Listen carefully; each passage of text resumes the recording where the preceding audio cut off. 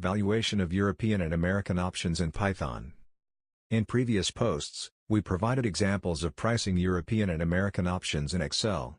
For pricing the European option, we utilize the Black-Scholes formula, and for pricing the American option we utilize the binomial approach.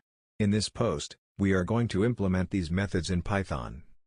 Recall that, in finance, the binomial options pricing model provides a generalizable numerical method for the valuation of options.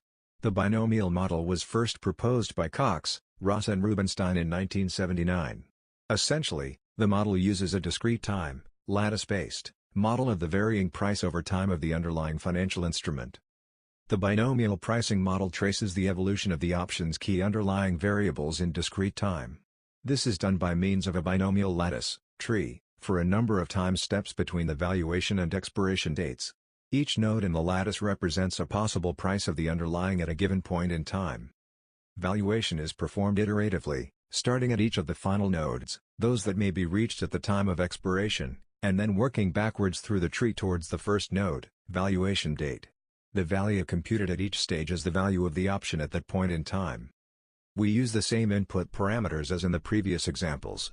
The main input parameters are shown on our website.